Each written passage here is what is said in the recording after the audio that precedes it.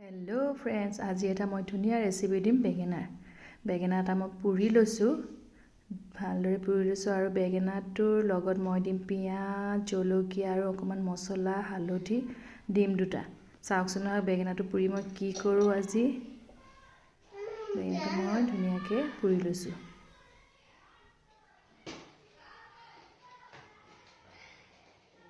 জুইত পুৰিলে বেছি ভাল, কিন্তু আমাৰ ইয়াত জুইৰ সুবিধা নথকাৰ বাবে আমি গেছতে পুৰোঁ। বেঙেনাটো মই দুফালে পুৰি লৈছোঁ ধুনীয়াকৈ।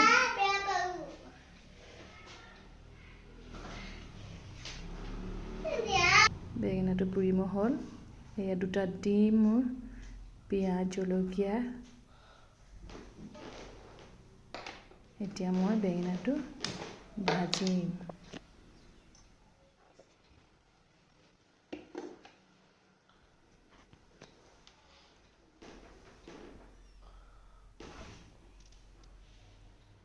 তেল অলপ দি ল'লোঁ, বেছিকৈ তেল নিদিলেও হয়, অলপ দিলেও হয়।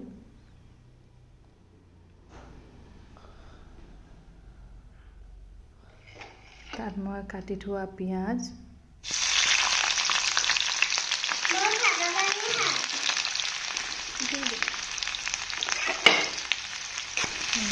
ভাজি ল'লোঁ।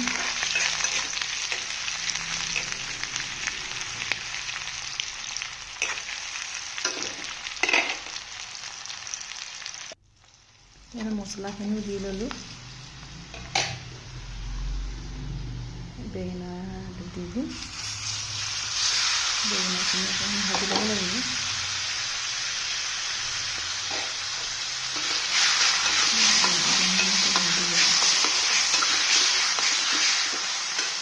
সোৱাদ অনুসৰি জ্বলা দিব। মই ইয়াত কেঁচা জলকীয়াও দিছোঁ, ৰেড চিলি পাউডাৰো দিছোঁ। ডিম দুটা, মই ভাঙি থোৱা ডিম দুটা দি দিলোঁ ইয়াতে।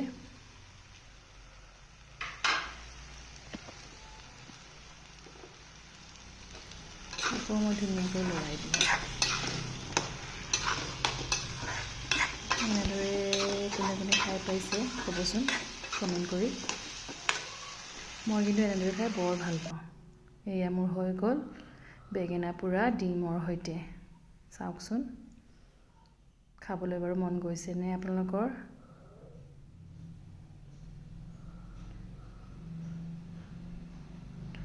আজি মোৰ দুপৰীয়া থালিত আছিল ডিম তৰকাৰী, বেঙেনা পোৰা ডিমৰ সৈতে পাপৰ। আজি দুপৰীয়া এনেদৰেই খালোঁ। আপোনালোকে বাৰু আজি দুপৰীয়া কিহেৰে খালে জনাবচোন।